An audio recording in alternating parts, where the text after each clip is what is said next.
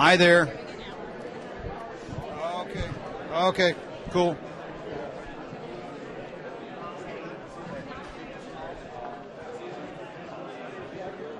Sure. Yeah. Okay.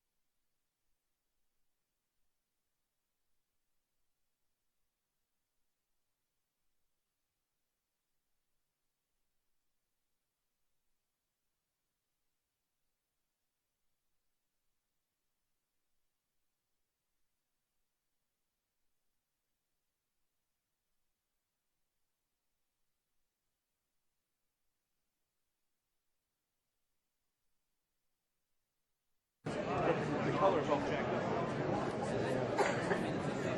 Yeah, I know.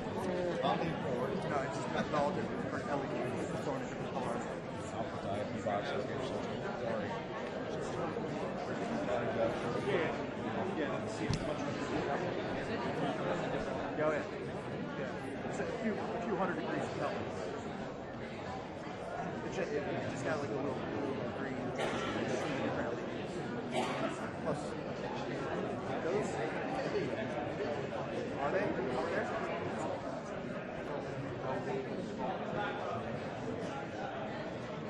I'm talking about the on-camera light. That's what I'm talking about. That's what's going to weird. Oh, you walk. Are those ones daylight? Yeah. 2,700.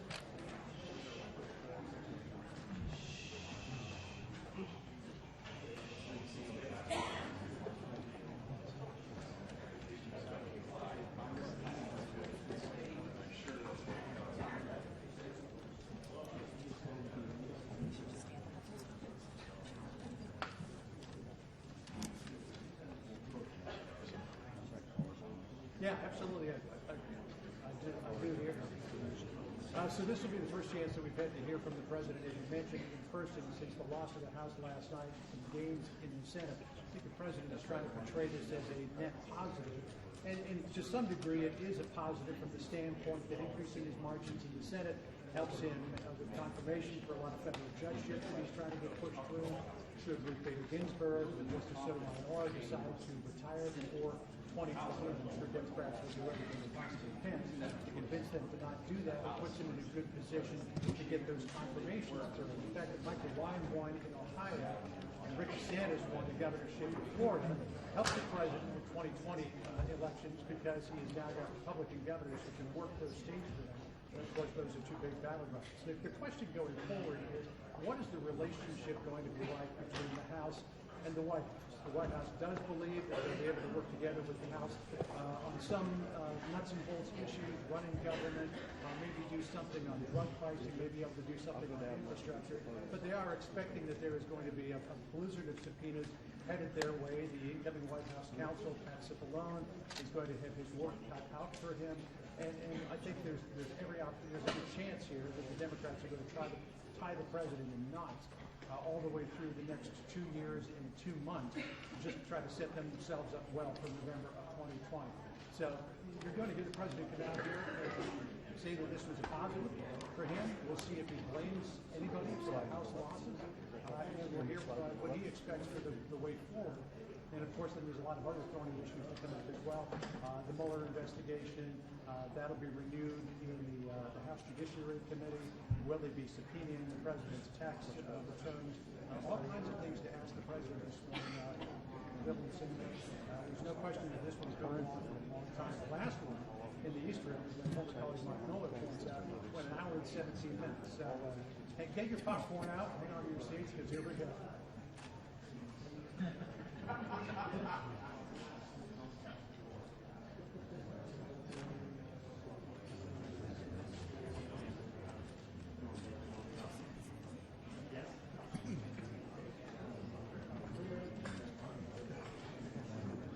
Well, he hasn't had any meetings with any officials at that sort of meeting. He made a lot of phone calls last night. He called Nancy Pelosi, he called Leader McConnell, called a lot of the people that won hotly contested states. But as far as we know, he's just been meeting with his team, prepping for his press conference. When he steps up to the podium in the next few minutes, he's already running about 7 minutes late. That's going to be the first opportunity we have had to hear from him between the time that he went to bed and the time that he woke up today, other than some tweets. And one of the tweets I found most interesting, we were talking to Sean Spicer about this earlier, was the one saying Nancy Pelosi should be Speaker of the House. She deserves it. She's worked hard for it. I mean, how far in his cheek did the president have when he wrote that? That's why so many Democrats don't want her to be Speaker of the House. She thinks that she will be the perfect foil for the president for the next so long she's Speaker.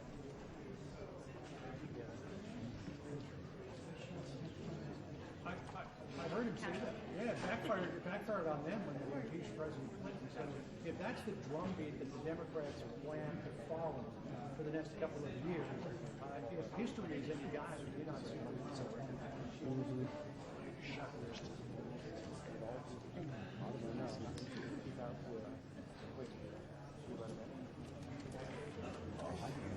Answer to any and all, I agree with you on that. There will be some looking back, of course, as to what happened last night across the country. There's also forward as well.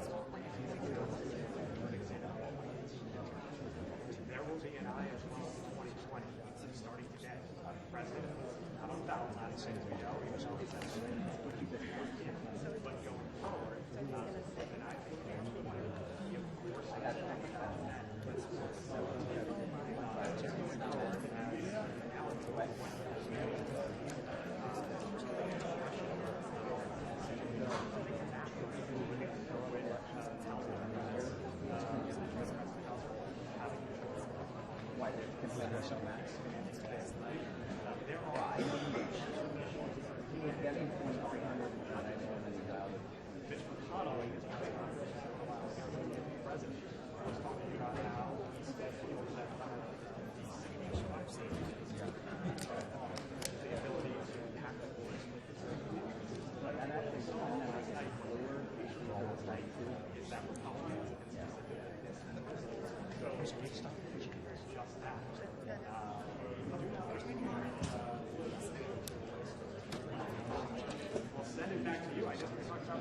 we want, because I think that's what we're going to get with this press conference.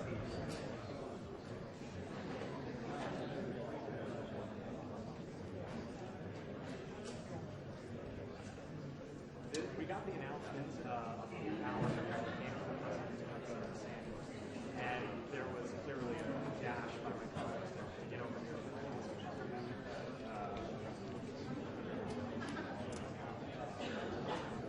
4 or 5 rows. And it's absolutely yes. The event sounds like a wait for the president. But yeah, lay out how he sees the next one. How there's two potential shows that he doesn't follow this. Of course, again, I suspect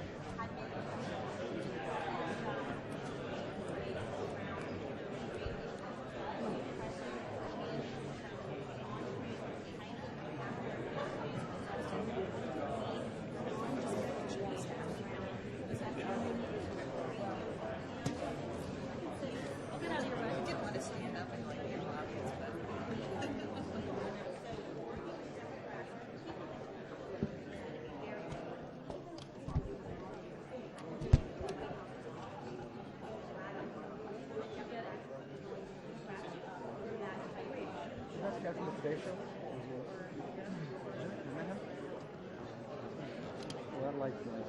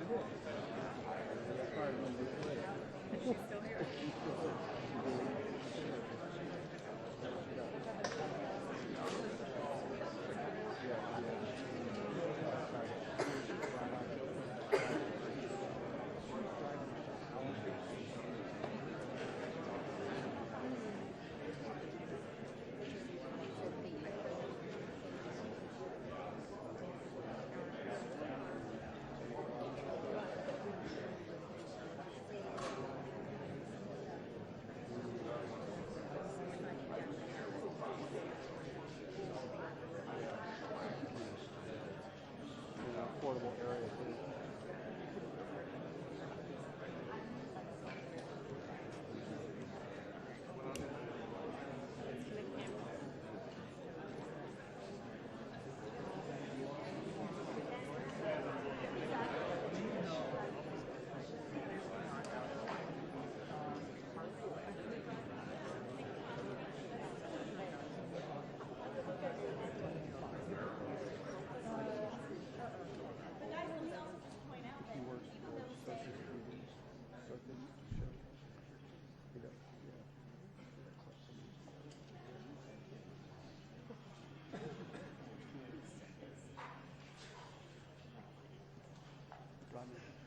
I asked her to use a selfie stick only when he walks.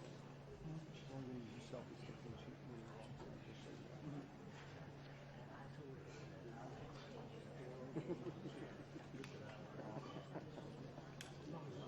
with her hands still up. I brought mine too, so halfway through I think we'll all get together for a shot. All of us. We can all get All of us. Lean in when we do lean a in selfie. though. Just make sure you lean in. We want that guy with the French hat on in the background.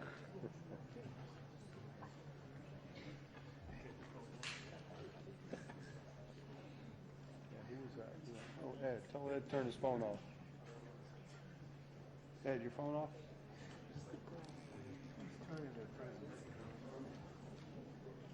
Down here. Hey, isn't that the guy from the Today Show? Isn't that the guy from the Today Show? Yeah.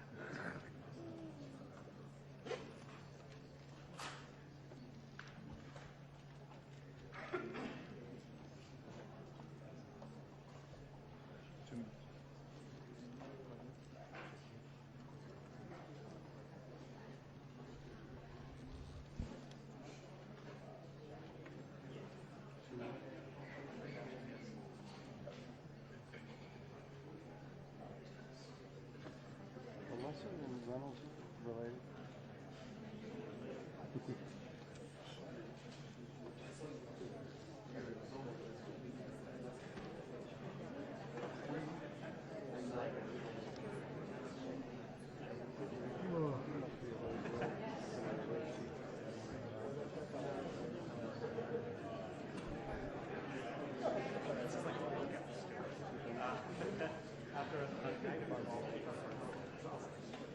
Yeah, we were still waiting for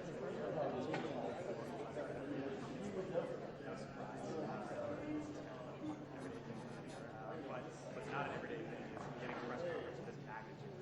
Where's Jimmy Lynn? I expect this to be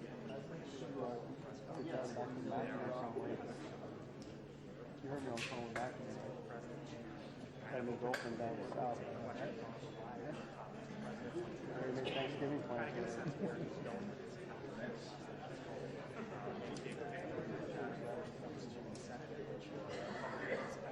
funny, I was just thinking, what do I get all in the house? now that Democrats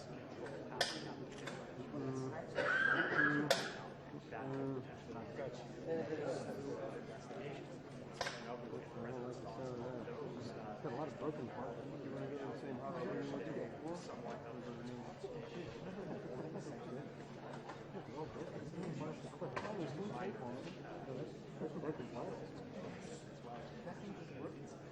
no idea. We're still waiting to hear from the president. His aides, who's going to show us right now. And I was send it back to the application exactly when this will start. Just want to punch points here.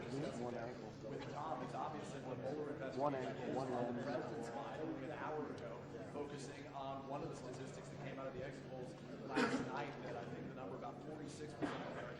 It's a two-way street on this, right? The Mueller investigation was in fact politically motivated. Effectively saying more people thought it was politically motivated than thought it was justified at this point. The president realizes that this is an issue that he thinks the litigation of it, the use of the word witch hunter, has benefited him, has changed opinions. This is a guy who cast himself as a massive brander on that topic. It's obvious that he's an outbreak of his and then we got the White House announcing this is 30 years ago. This year, a short time from now, on that very point, on his minute, President is saying that if Democrats try to increase taxpayer money and invested in him, well, Republican senators are investigating Democrats for their misuse of classified information, as he described it, to use that data. It's kind of striking. He says Democrats are wasting taxpayer money and taxpayer money as well. Bottom line is we will see this president short time from now. Making all type of thing. A lot of these lawmakers just less than an hour. He made calls last night. Didn't get returns in Austin's time.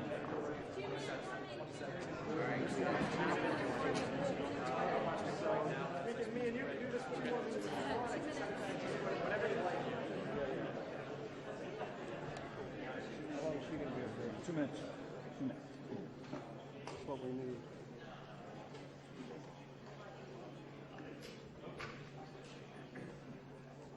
Do live. How long? 2 minutes.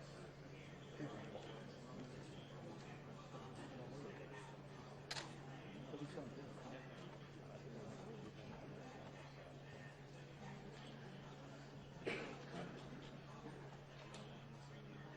Okay.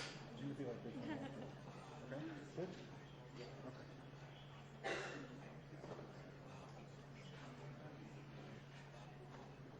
Hey, when those doors open up, I'm gonna go in them.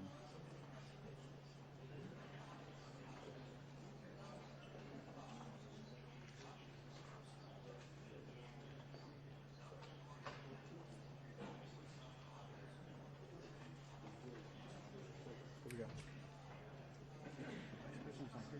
Who's you? How are you doing? Who's you? Who's you? Why aren't they in the front row?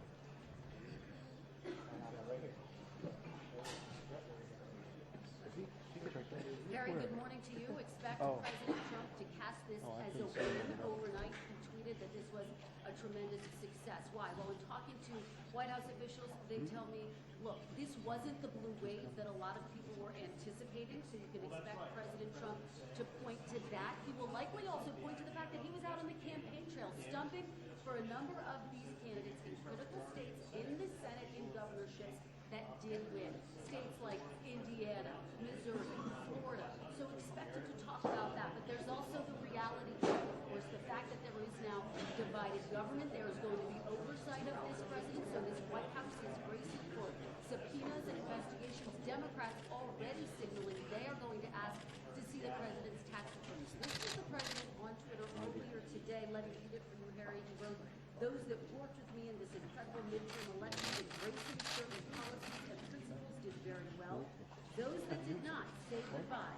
Yesterday was such a very big win, all under the pressure of the nasty and hostile media. Also, touted Nancy Pelosi, saying that she deserves this speakership. That raised a lot of eyebrows. Nancy Pelosi, someone who has been a foil for this president in the past, is he not winding her up to be a foil right now as he looks at the 2020 re-election campaign? So we got it this morning. We are waiting. President Trump, the stakes could not be higher. This is the first time we'll hear from you since last night.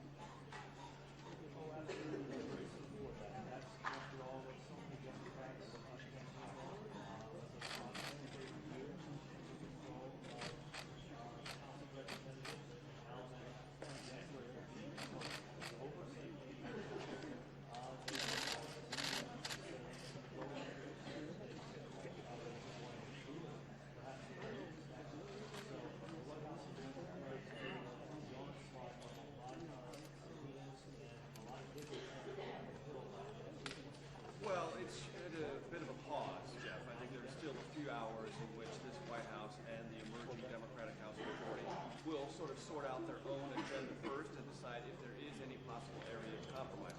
I stand up guardedly, Jeff, because the president is expected here any second. You see John Kelly, the chief of staff, just coming in here. That's usually a sign the president's not far away. But on this whole question of bipartisanship, there will be lots of declarations of intent. Intent is only one aspect of a political conversation. There has to be a follow-up. And this White House has sent early signals already that it's not interested in the Democratic agenda on infrastructure, on immigration. There's going to have to be some compromise next year on the budget because the House Democrats will be part of that conversation. Closed out the campaign with so in that area, the White House will have to suggested that he had one thing that he would change or well, let's not overlook the lame duck session going on now. Still under public control. There has to be a budget resolution. Will there be a budget president order wall funding? Could there be a government shutdown? Obviously, the issue Republicans lost the House today. Is he going to blow to this president big order wall funding that he will risk this White House government shutdown? Something he toyed with before the midterm elections. He made some money now, thinking this might be the Senate only chance with Republicans still in charge of pushing aggressively. and you will see a president coming out here talking about a great gesture he made for those days of campaign, there might be another tax cut coming. Now, the House Republicans have already passed a tax cut. This is the one that was approved in the first year. It doesn't necessarily, not at all. It's not that Doesn't mean that question is also whether or not we can get a lot of attention when I think you'll see changes in the West Wing. The president's made no secret of the fact that he is not happy with his attorney general. I think that one of the big guessing games now is when does Jeff Sessions leave the Department of Justice?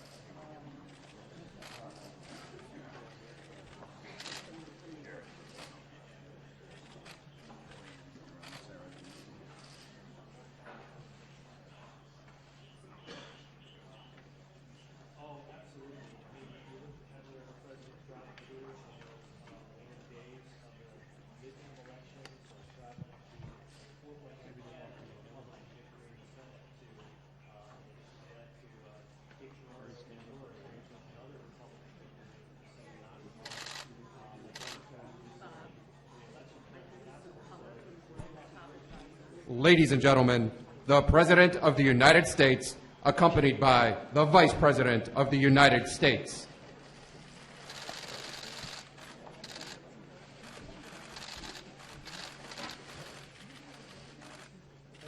Thank you very much. Please.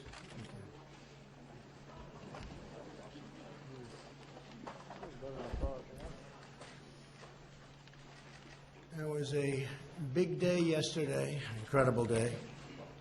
And last night, the Republican Party defied history to expand our Senate majority while significantly beating expectations in the House for the midterm and midterm year. We did this in spite of a very dramatic fundraising disadvantage driven by Democrats' wealthy donors and special interests and very hostile media coverage, to put it mildly. The media coverage set a new record and a new standard.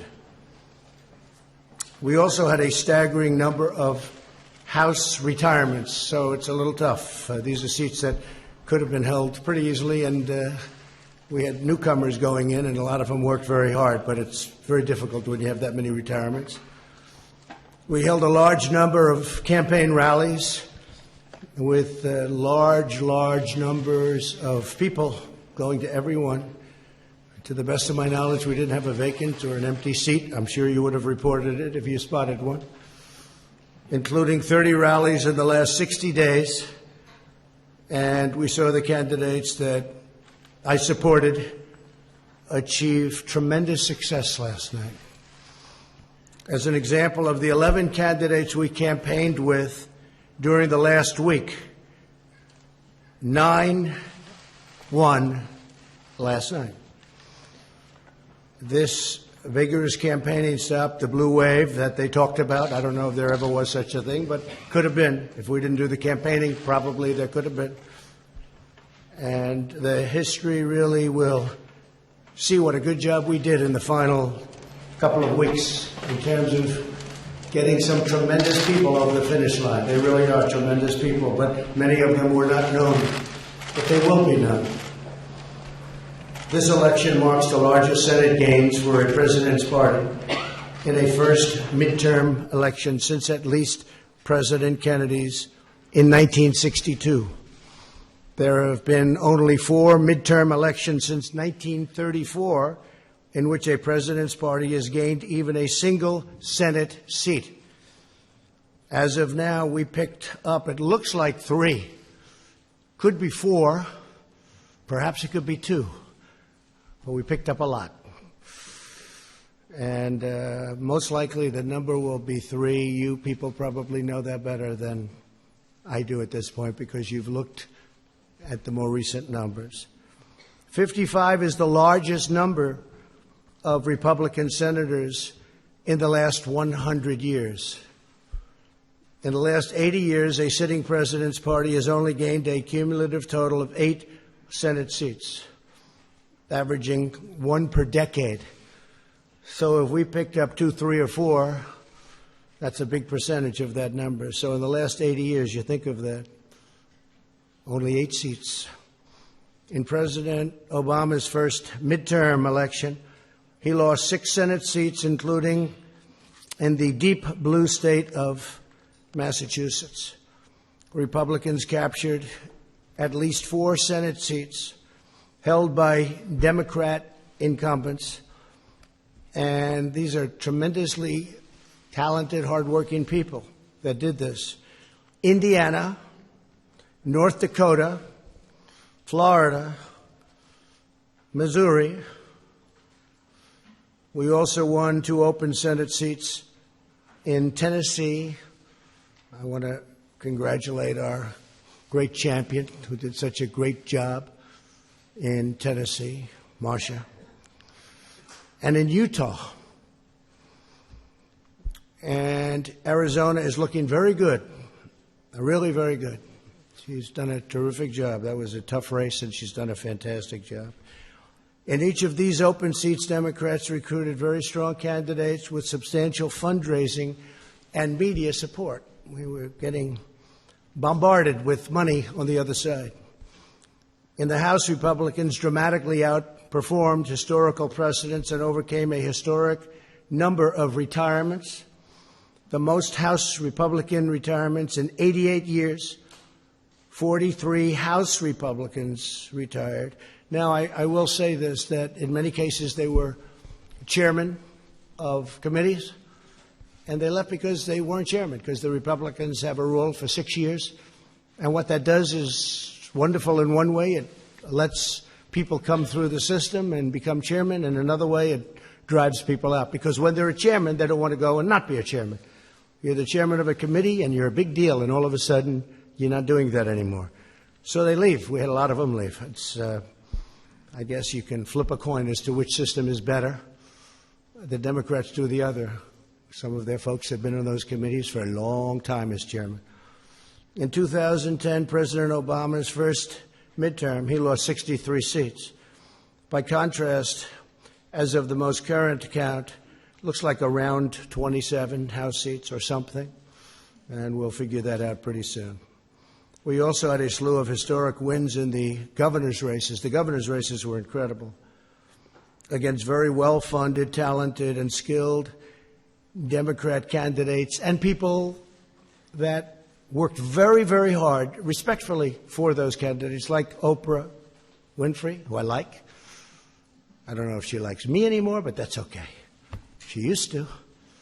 But she worked very hard in Georgia, very, very hard. And if you look at them, with 4 governor's races crucial to 2020 and the presidential race, Florida, Iowa, Ohio, and Georgia, the big ones. Florida, Iowa, Ohio, and Georgia. Can't get much more important than that. They were incredible. They were actually incredible campaigns, too. Incredible. As of right now, Republicans will control the majority of governorships across the country, including 3 great women who worked very hard, governors of Alabama, South Dakota, and Iowa. They worked very, very hard. They're very talented. By expanding our Senate majority, the voters have also clearly rebuked the Senate Democrats for their handling of the Kavanaugh hearings. That was a factor, I think maybe a very big factor. The way that was handled, I think, was tremendous energy was given to the Republican Party by the way they treated then Judge Kavanaugh, now Justice Kavanaugh, and expressed their support for confirming more great pro-Constitution judges.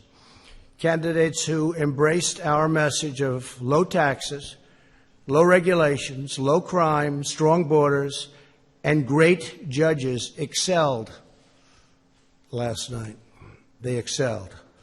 They really, I mean, we have a list of people that were fantastic. And I'm just going to point them out. Mike Bost, Rodney Davis, Andy Barr was fantastic. I went to Kentucky. For the most part, I didn't campaign for the House, but I did actually make a special trip for Andy Barr because he was in a very tough race in Kentucky, and he won. That was a very tough race. The polls were all showing that he was down, and down substantially, and he won. And that one I did do. Pete Stauber of Minnesota, great guy, he's new, and ran a fantastic race. On the other hand, you had some that decided to, let's stay away. Let's stay away. They did very poorly. I'm not sure that I should be happy or sad, but I feel just fine about it. Carlos Cubella, Mike Kaufman. Too bad, Mike. Mia Love. I saw Mia Love. She'd call me all the time to help her with a hostage situation, being held hostage in Venezuela. But Mia Love gave me no love, and she lost. Too bad. Sorry about that, Mia. And Barbara Comstock was another one. I mean, I think she could have won that race, but she didn't want to have any embrace. For that, I don't blame her. But she lost, substantially lost. Peter Roskam didn't want the embrace. Eric Paulson didn't want the embrace. And in New Jersey, I think he could have done well, but it didn't work out too good. Bob Eugen, I feel badly because I think that's something that could have been won. That's a race that could have been won. John Faso, those are some of the people that, decided for their own reason not to embrace whether it's me or what we stand for, but what we stand for meant a lot to most people. And we've had tremendous support, and tremendous support in the Republican Party, among the biggest support in the history of the party. I've actually heard at 93% it's a record, but I won't say that because who knows. But we've had tremendous support. America is booming like never before, doing fantastic. We have Larry Kudlow here, and he said the numbers are as good as he's ever seen numbers at any time for our country. But he's a young man, so he hasn't seen that many numbers. Where's Larry? You're a young man, right, Larry? And you haven't been doing this too long, but they're as good as you've ever seen. And we may have, if you have a question for Larry, we'll do that. But I want to send my warmest appreciation and regards to Majority Leader Mitch McConnell. We really worked very well together. We have been working very well together. We actually have a great relationship. People just don't understand that, which is fine. And also to perhaps, looks like, I would think, Speaker Nancy Pelosi. and I give her a lot of credit. She works very hard, and she's worked long and hard. I give her a great deal of credit for what she's done and what she's accomplished. Hopefully we can all work together next year to continue delivering for the American people, including on economic growth, infrastructure, trade, lowering the cost of prescription drugs. These are some of the things that the Democrats do want to work on, and I really believe we'll be able to do that. I think we're going to have a lot of reason to do it. And I will say, just as a matter of business, I was with some very successful people last night. We were watching the returns. So if the Republicans won, and let's say we held on by 2 or 1 or 3, it would have been very hard out of that many Republicans to ever even get support among Republicans, because there'll always be 1 or 2 or 3 people that, for good reason or for bad reason or for grandstanding, we have that too. You've seen that. You've seen that, plenty of grandstanding. But for certain reasons, that many people, you're always going to have a couple that won't do it. So that puts us in a very bad position. In other words, had we kept, and this is I'm saying this for a very basic reason, it's common sense. It puts us in a very tough position. We win by 1 or 2 or 3, and you'll have 1 or 2 or 3 or 4 or 5 even come over and say, look, we're not going to go along with this. We want this, and all of a sudden we wouldn't even be able to get it in many cases out of the Republicans' hands before we sent it on to the Senate.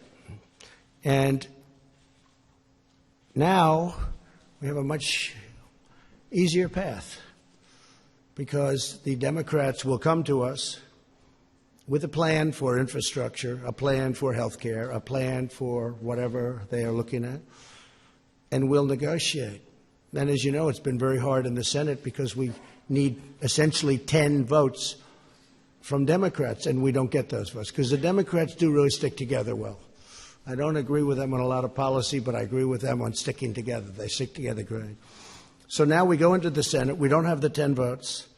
And what happens? It doesn't get passed. Even if it gets out of the House, it doesn't get passed. So under the new concept of what we're doing, I say, come on, let me see what you have. They want to do things. I keep hearing about investigations, fatigue. Like almost from the time I announced I was going to run, they've been giving us this investigation fatigue. It's been a long time. They got nothing, 0. You know why? Because there is nothing. But they can play that game, but we can play it better, because we have a thing called the United States Senate, and a lot of very questionable things were done between leaks of classified information and many other elements that should not have taken place. And all you're going to do is end up in back and forth and back and forth, and 2 years is going to go up, and we won't have done a thing. I really think, and I really respected what Nancy said last night about bipartisanship and getting together and uniting. She used the word uniting, and she used the bipartisanship statement, which is so important because that's what we should be doing.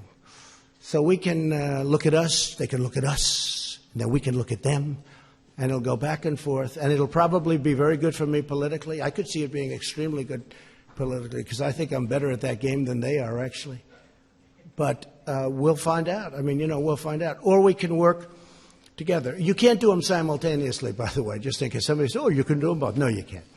Because if they're doing that, we're not doing the other, just so you understand. So we won't be doing that. But now what happens is we send it to the Senate, and we'll get 100% Democrat support, and we'll get some Republican support. And if it's good, I really believe we have Republicans that will help with the approval process, and they will really help with the approval process. So it really could be a beautiful bipartisan type of situation.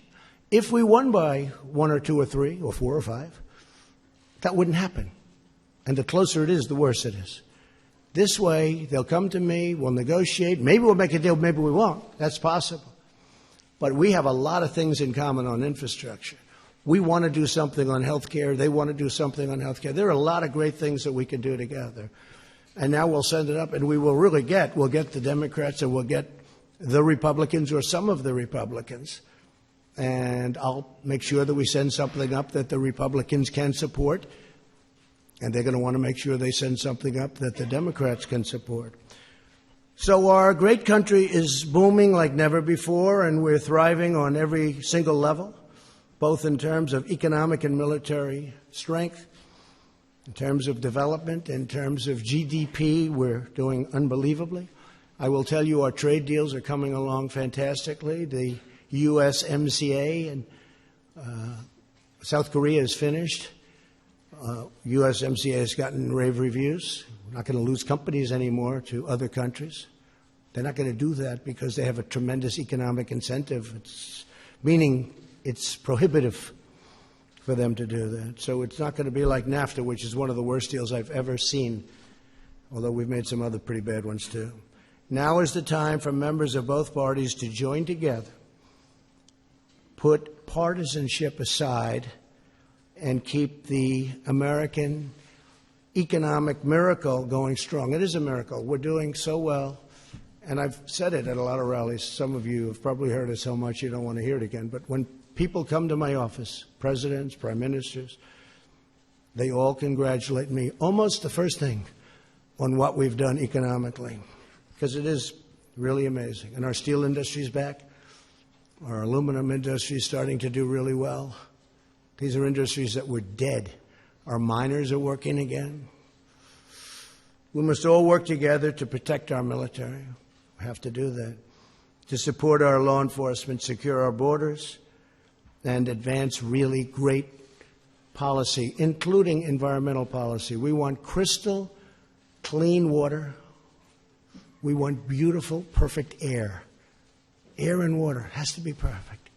At the same time, we don't want to put ourselves at a disadvantage to other countries who are very competitive with us and who don't abide by the rules at all. We don't want to hurt our jobs. We don't want to hurt our factories. We don't want companies leaving. We want to be totally competitive, and we are. And right now we have just about the cleanest air, the cleanest water we've ever had, and it's always going to be that way. We insist on it. So environmental is very important to me. And with that, I'll take a few questions if you'd like. Whoa. I didn't know what happened. All right, go ahead, John. That was a lot of hand shooting up so quickly. There's a lot to talk about. Mr. President, you talked at length just now about bipartisanship. The presumed Speaker of the House, Nancy Pelosi, talked about it last night. I'm sure that's encouraging for the American people. But do you really believe, given what the relationship has been like between this White House and the Democratic Party, that that will happen? I think there's a good chance, yeah. I think there's a very good chance. If I could just finish, it will happen. Will you have to compromise on certain issues to the point where it could hurt you in 2020? And do you expect that when the Democrats take over the chairmanship of all these important committees, you're going to get hit with a blizzard of subpoenas on everything from the Russia investigation to your cell phone use to your tax returns? Ready? Then you're going to, if that happens, then we're going to do the same thing, and government comes to a halt. And I would blame them because they now are going to be coming up with policy. They're the majority in the House. I expect that they will come up with some fantastic ideas that I can support on the environment, on so many different things, including prescription drug prices, which we've made a big dent in already, including some of the things that we're working on for the vets. We've gotten choice approved. We've got a lot of things approved, but they have some other elements that we want. There are many things we can get along on without a lot of trouble, that we agree very much with them and they agree with us. I would like to see bipartisanship. I'd like to see unity. And I think we have a very good chance of, and maybe not on everything, but I think we have a very good chance of seeing that. Go ahead. One question on the lame duck, sir, and one on your cabinet. You toyed with the idea during the campaign of a shutdown before the midterms in order to secure border wall funding. Are you prepared to go on a shutdown strategy during the lame duck, since this might be your last best chance? Not necessarily. To secure that? Look, I speak to Democrats all the time. They agree that a wall is necessary. A wall is necessary. And as you know, we're building the wall. We've started, but we should build it at one time, not in chunks. But you want much more money, and you want much sooner. No, we need the money to build the wall, the whole wall, not pieces of it all over. And we are doing it. Now we have the military. Now we have other elements of a wall that are pretty nasty, to be honest with you, but nevertheless, it's pretty hard to get through it. But no, I'd like to see the wall. Many of the people that we'll be dealing with, in 2006, they approved the wall, essentially. It was a very strong border fence, but it was the same thing. And they all approved it. They all agreed. I have statements from every one of them. We have them saying, we need the wall. I mean, they sound like me. Mm-hmm. But we do need it because we have people coming, and I'm not just talking about the caravans. We have people coming through our border that you physically can't put that many people. It's a 2,000-mile stretch. You can't put that many people along that stretch to guard it. And even if you did, tremendous fighting would ensue. So we need the wall. Many Democrats know we need the wall. And we're just going to have to see what happens. I mean, I will be fighting for it. They have done everything in their power to make sure. I got the military, $700 billion and $716 billion. The wall is a tiny, tiny fraction of the cost of that.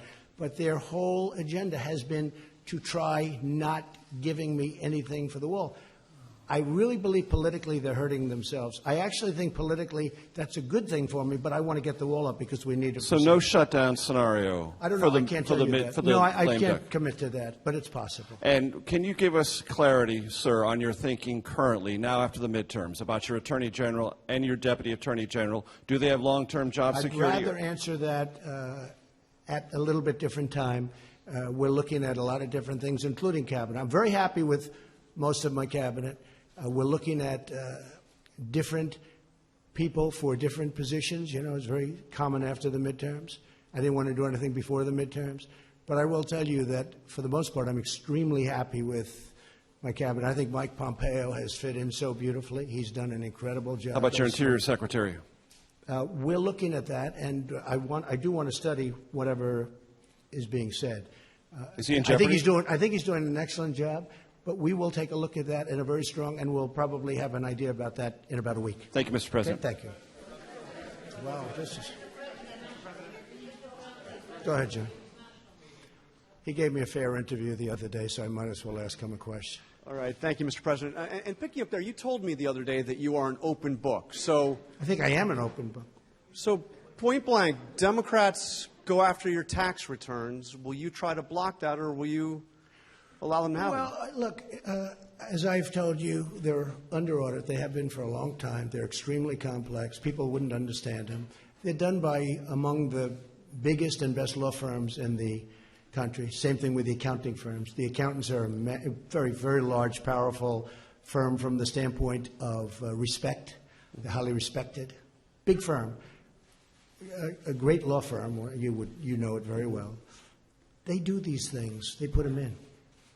But people don't understand tax returns. Now, I did do a filing of over 100 pages, I believe, which is in the offices. And when people went and saw that filing and they saw the magnitude of it, they were very disappointed. And they saw the detail. You'd get far more from that. And I guess we filed that now 3 times. But you get far more from that than you could ever get from a tax return. But when you're under audit, and I'm on a very continuous audit because there are so many companies, and it is a very big company, far bigger than you would even understand. But it's a great company, but it's big, and it's complex, and it's probably feet high. It's a very complex instrument, and I think that people wouldn't understand it. But if I were finished with the audit, I would have an open mind to it. I would say that, but I don't want to do it during the audit. And really, no lawyer, even from the other side, they say often, not always, but when you're under audit, you don't subject it to that. You get it done, and then you release it. So when that happens, if that happens, I would certainly have an open mind to it. So that means if the audit is still on, you will not turn over the tax returns, or you'll fight to block it? When it's under audit, no, nobody would. Nobody turns over a return when it's under audit. Okay? Thank you. Thank you. Yeah, go ahead, please. One, I was tempted to ask you why you like Oprah so much, but I think I'll go on to the question that... Why do I like Oprah? What kind of a question is it? Yeah, I'm just asking. Just curious. But He's a comedian here. The real question I do like Oprah, by the way. I do. She was a person I knew well, came to my place in Palm Beach often, and I have a lot of respect for her. Unfortunately, she didn't do the trick. The real question is, you just sat up here and said that from this podium that are you offering my way or highway scenario to the Democrats. You're saying that Negotiation. Not at all. if they start investigating you, that you can play that game and investigate Better them. than them. Can you And I think I know more, compartmentalize and I that? think I know more than they know. Can you compartmentalize that and still continue to work with them for the benefit of the rest of the country, No. or are all bets off? No. If they do that, then it's just all it is a warlike posture. And Yeah, so then, but wait a minute, then the follow-up. I'm you sorry, heard John. you heard my answer. Go ahead. Well, since it's Jim, I'll let it go. Thank you, Mr. President. I wanted to challenge you on one of the statements that you made in the tail end of the campaign in the midterms. That Here we go. That, well, if Let's you don't go. mind, Let's Mr. go. President, Come on. that this caravan was an invasion. As you know, I Mr. President, consider it to be an as you know, invasion. Mr. President, the caravan was not an invasion. It's a group of migrants moving up from Central America towards the border with the U.S. Thank you for telling and me that. I appreciate it. why did you characterize it as such? Because I consider it an invasion. You and I have a difference of opinion. But do you think that you demonized immigrants in Not this at all. election No, not to at all. try to keep? I want them to come into the country, but they have to come in legally. You know, they have to come in, Jim, through a process. I want it to be a process, and I want people to come in, and we need the people. Your You know, campaign. Wait.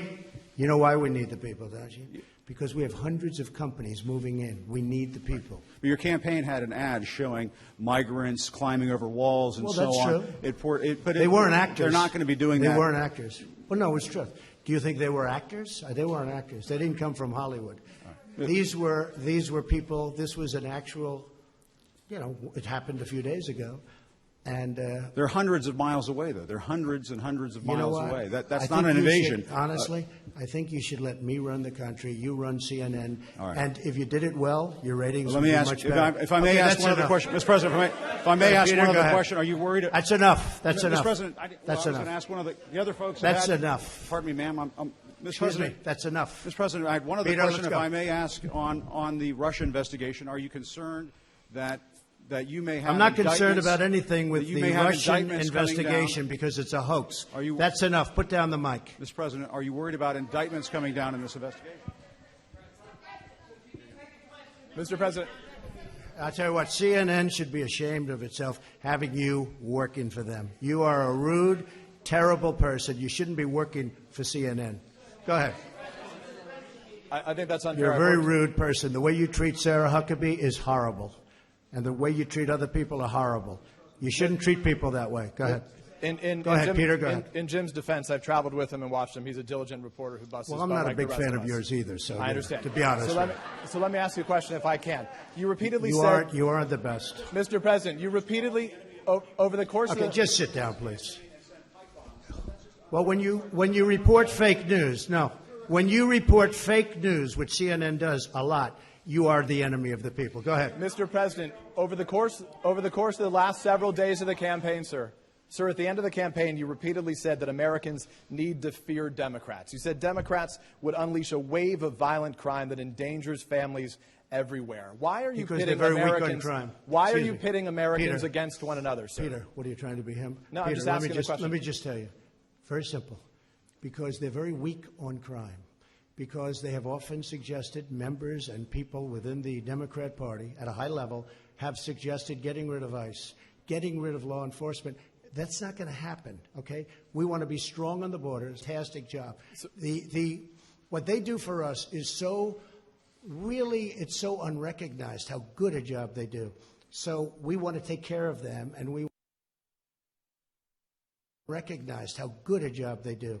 So we want to take care of them, and we want to hold them very close because they do a good job. But the question, Okay, to be clear, though, the question, Thank you sir, very is much. why are you sit down? But but you didn't answer my question. Just very simply, the question is, why are you pitting Americans against one another, sir? I'm not. Is that how you view No, I'm not. citizens well, of look, this country? I'll tell you what. We won a lot of elections last night.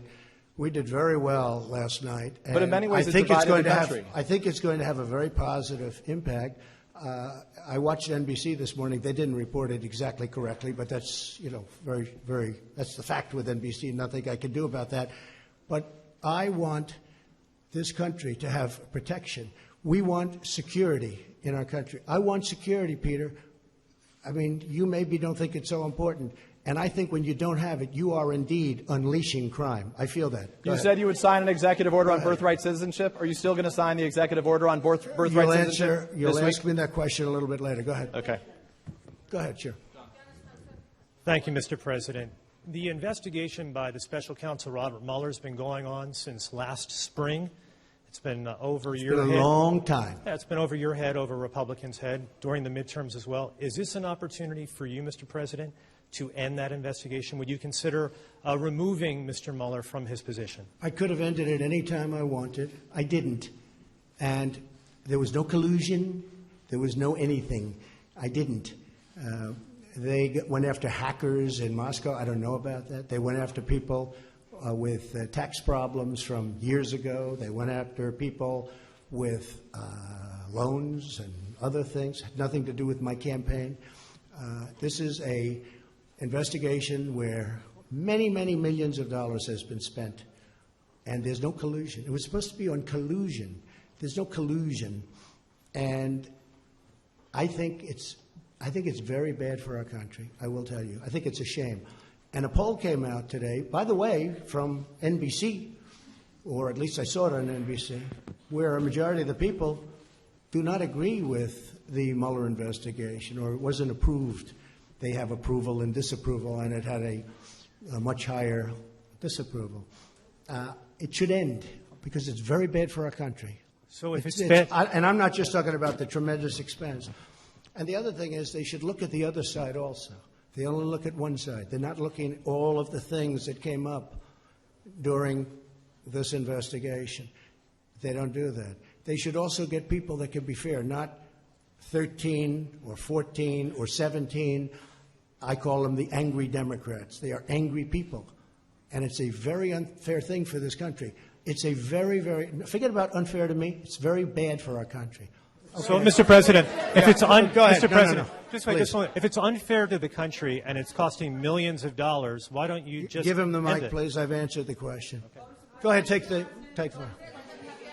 Well, I'll give you I will give you voter suppression. You just have to sit down, please. Sit down. I didn't call you. I didn't call you. I'll give you voter suppression. Take a look at the CNN polls, how inaccurate they were. That's called voter suppression. Go ahead, please. Thank you, Mr. President.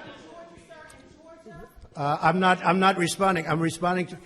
Excuse me. I'm not responding to you. I'm talking to this gentleman. Will you please sit down? Excuse me. Would you please sit down? Please go ahead. Thank you, Mr. President. Now that the House of Representatives Very hostile. It's such a hostile media. It's so sad. You ask me about. No, you rudely interrupted him. Go ahead. Thank you, Mr. President. Do your demands remain the same to the United States Congress on immigration in exchange for a DACA fix, in exchange for an amnesty for 1.7 million? Are you willing to change any of those demands that you gave to Congress earlier? I think we could really do something having to do with DACA. And what really happened with DACA, we could have done some pretty good work on DACA, but a judge ruled that DACA was okay. Had the judge not ruled that way, I think we would have made a deal. Once the judge ruled that way, the Democrats didn't want to talk anymore. So we'll see how it works out at the Supreme Court. Do you still... Go ahead. From where? Yeah, go ahead. Go ahead. Which group? Where do you want me to take a question from? Yeah. Go ahead, ma'am. Go ahead. Take it. Oh. Either one. Okay. Or both. Are you Mr. together? Go ahead. We're not together. Mr. President, how do you respond to critics who say that your message on the campaign towards minorities have been polarizing? I don't think it has been at all. But is the election of two Muslim women, one of them is veiled to the House, which is making history. Is this a rebuke of this message, I don't do you understand think? what you're saying. What? But is it a rebuke of this message? Do you think that this is more reflective of multi-ethnic and multicultural America? Well, that question, I can only say this. You look at the employment and unemployment numbers for African Americans, for Asian Americans, for Hispanic Americans, they're at a historic high. A poll came out recently where my numbers with Hispanics and with African Americans are the highest, the best they've ever been. That took place 2 or 3 days ago, the poll. I have the best numbers with African American and Hispanic American that I've ever had before. Then you saw the same poll. So I can't say that. I can say this. You look at median income, you look at all of the employment and unemployment numbers, they're doing the best they've ever done. And it reflects, it really is very reflective in the polls. Yes, go ahead. Mr. President, I'm from Brooklyn, so you'll understand me. I understand you very well. My question is on health care. How is it possible to keep premiums down and cover pre-existing conditions without the individual mandate to fund it? Well, first of all, what we're doing, and if you look at the Department of Labor, also Secretary Azar, what they've done, they've come up with some incredible health care plans, which is causing great competition and driving the prices right down. But we are getting rid of the individual mandate because it was very unfair to a lot of people. But at the same time, we're covering the people that need it. But the individual mandate was a disaster because people that couldn't necessarily afford it were having to pay for the privilege of not having to pay for health care, and it was bad health care at that.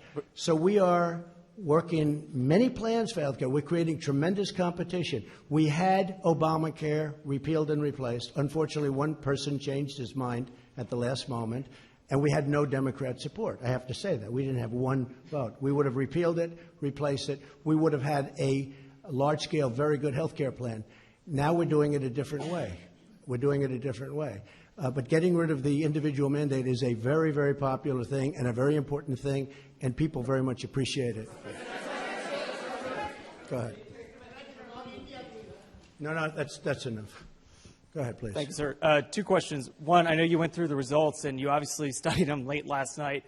What lesson did you learn most from looking at those results? Was there one thing that, as you kind of reviewed them, that you'll change your strategy, not just for Congress, but kind of going forward? And then just a follow-up question. Well, I think the results that I've learned, and maybe confirmed, I think people like me. I think people like the job I'm doing, frankly. Because if you look at every place I went to do a rally, I couldn't do it with everybody. And it was very hard to do it with people in Congress because there's just too many, there would be too many stops. But I did it with the Senate. I did it with Andy Barr, as you know. And he won. He won a very tough race against McGrath.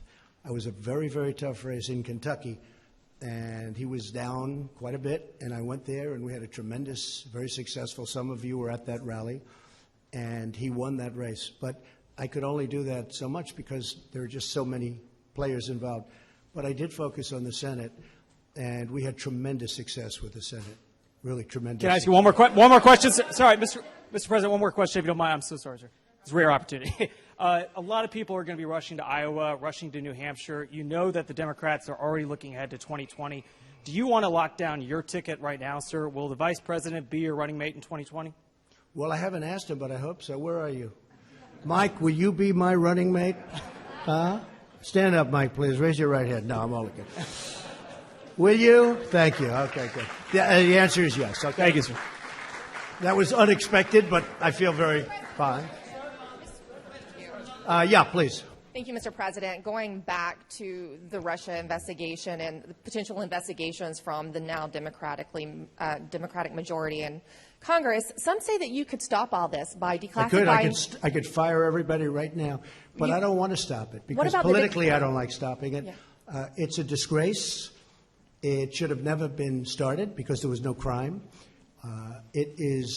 Everybody has conflicts. They all have conflicts over there that are beyond anything that anybody's ever seen in terms of conflicts, from the fact that people ask for jobs, from the fact that they have very good friends on the other side, like really good friends like Comey, who, by the way, lied and leaked and also leaked classified information. Nothing happened there. It might, perhaps, maybe something's happening that I don't know about. I stay away from it. But you know what I do? I let it just go on. They're wasting a lot of money, but I let it go on because I don't want to do that. But you're right. I could end it right now. I could say that investigation is over. But it's really it's a disgrace, frankly. And it's an embarrassment to our country. It's an embarrassment to the people of our country. and it's too bad. Go ahead. What about the declassification of the documents? Some say that that would clear it all up. We're looking at that. No, You're still we're looking considering at that very seriously. Declassification, we're looking at very seriously. Okay, can I ask one more question? It's amazing how people on the other side just don't want those documents declassified. But no, we're looking at that very carefully. I certainly wanted to wait till after the midterms. Can I ask you one more question, Mr. President?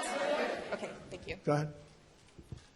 Thank you, Mr. President. You have campaigned as a pro-life president. You have defended the rights of unborn children. You now have a divided Congress. It's unlikely to pass any pro-life bills. Very tough issue. How are you going to push forward your pro-life agenda? Just going to push. I've been pushing. I've done a very good job, too. We're very happy with me. But it's a tough issue for the two sides. There's no question about it. But what are you going to do? There is great division. What am I going to do? I won't be able to explain that to you because it is an issue that is a very divisive, polarizing issue. But there is a solution. I think I have that solution, and nobody else does. We're going to be working on that. Yes, go ahead, please. She took your place, but that's okay. Mr. President, just a quick question on rural America. In states like Indiana, North Dakota, folks turned out for Republican candidates. Could you talk a little bit about what this means for your agenda in terms of trade and the Farm Bill? The Farm Bill is working really well. I mean, we could have had it approved any time, but we're looking to get work rules approved. The farmers want it. I'd like it. The problem is the Democrats are not giving us the 10 votes that we need.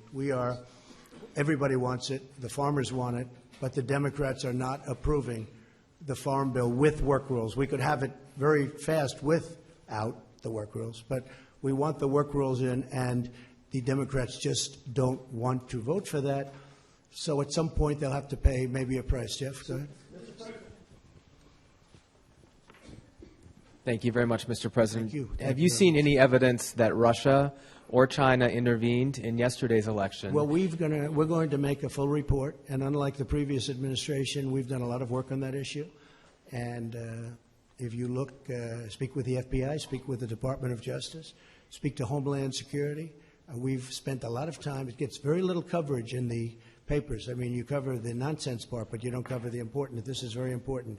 And we have been working very hard on China and Russia and everybody else looking into our elections or meddling with our elections. But people tend not to write about it. But we have worked very hard, as you've probably heard. What do you intend to say, sir, to President Xi and to President Putin when you meet with them later this month? Well, I have a good relationship with both. I know President Xi better, but I think I have a very good relationship with both. I actually had a very good meeting in Russia that you people didn't agree with, but that's okay. It doesn't much matter, obviously, because here I am. But the fact is that I had a very, very good meeting, with President Putin, and a lot was discussed about security, about Syria, about Ukraine, about the fact that President Obama allowed a very large part of Ukraine to be taken, and right now you have submarines off that particular parcel that we're talking about. That was President Putin who annexed Crimea. So that was President Obama's regime. That was during President Obama, right? That was not during me. But it was President. No, that was Putin, President sir, who did the Obama. annexation. No, it was President Obama that allowed it to happen. Had nothing to do with me. Okay, go ahead. Yeah, go ahead. Go ahead. Go ahead. Thank you, Mr. President. Cordelia Lynch, Sky News. You're a man who likes to win, but last night was not an absolute victory for you. I'll be honest. I thought it was a very close to complete victory. When you look at it from the standpoint of negotiation, when you look at it from the standpoint of deal making, because it's all about deal making, again, if we had the majority and we had 1 or 2 or 3 votes to play with, we would have been at a standstill. I really believe that we have a chance to get along very well with the Democrats, and if that's the case, we can do a tremendous amount of legislation and get it approved by both parties. So I consider it to be, hey, look, I won Georgia. President Obama campaigned very hard in Georgia. Oprah Winfrey campaigned very, very hard, all over the television. I said, this is going to be tough. I only had me. I didn't have anybody else. And I went to Georgia, and we had one of the largest crowds that anybody here has seen ever at a political rally. And you know what? He won. And he won actually by, pretty good margin. He won. And then we went to Florida, and they had celebrities all over the place. And a man who happens to be a very smart person was running, Ron DeSantis, and people didn't give him a chance. And I went, and we did some great work, and they're going to have a great governor of the state of Florida. And then we talked about the Senate, and a lot of money was pouring in for the Democrat. This is a man who's been in office for like 44 years or something. This is a man who's like a professional at getting elected and being at office. So he's not, Bill Nelson, not easy to beat, okay? But they had a lot of celebrity coming out for Nelson. They had everybody coming out for Nelson. And Rick Scott won, and I helped him. And I think we've done an amazing job. And you could look at many other places. You just take a look at some of the other places. And we just got the word that in Iowa, you have a governor who just got extended, Kim just got extended, and numerous other places. I think it was a great victory. I'll be honest. I think it was a great victory. And actually, some of the news this morning was that it was, in fact, a great victory.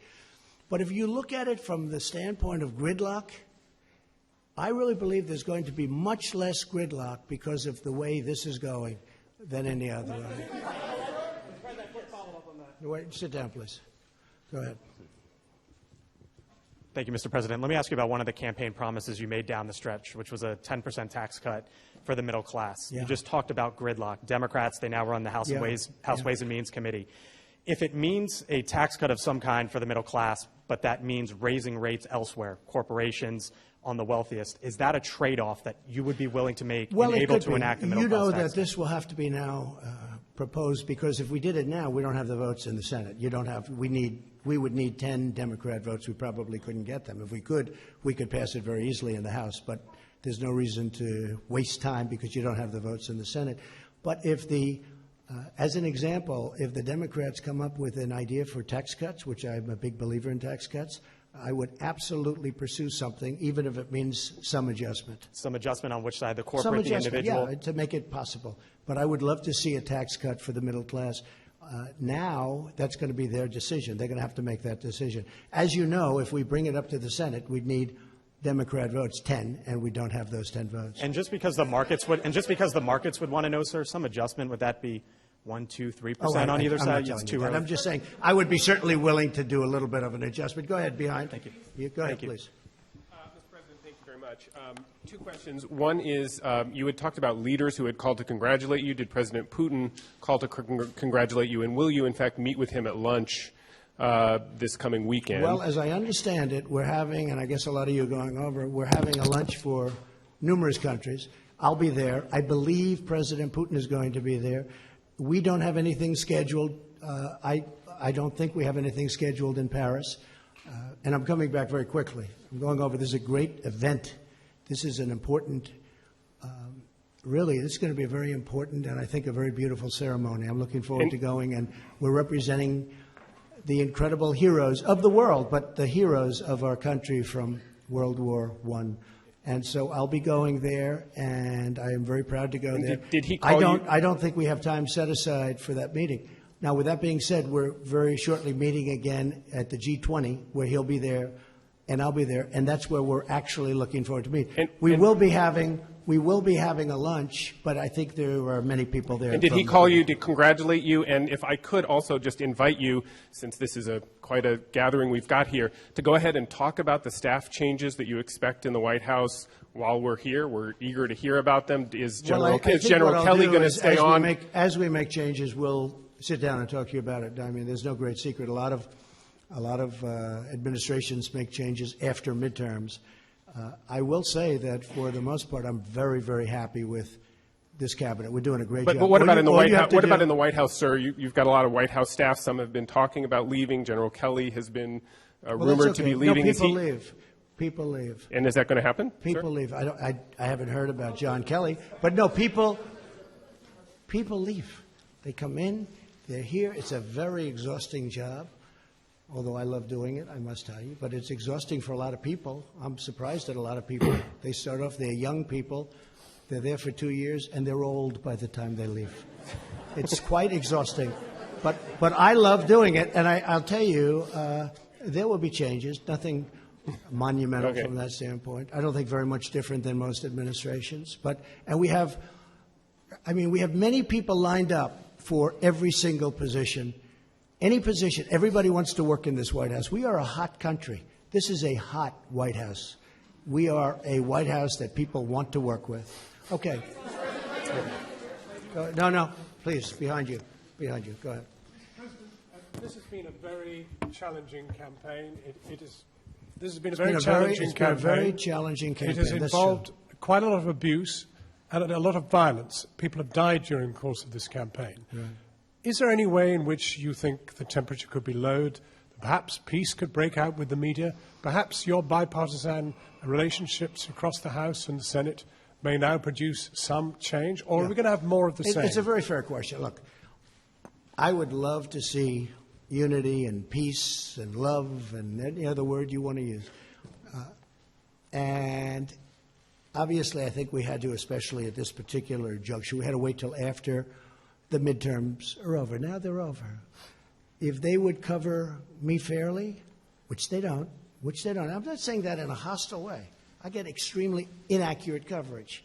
I can do something that's fantastic, and they'll make it look like not good. And I don't mind having bad stories. If I make a mistake, cover it. I'd like you to cover it fairly, but cover it.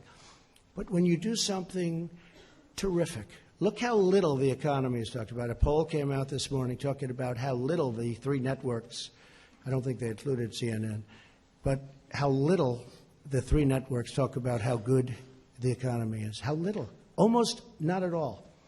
If President Obama had this economy, and by the way, if that administration through somebody else kept going, you would have had negative 4.2 instead of positive 4.2% growth.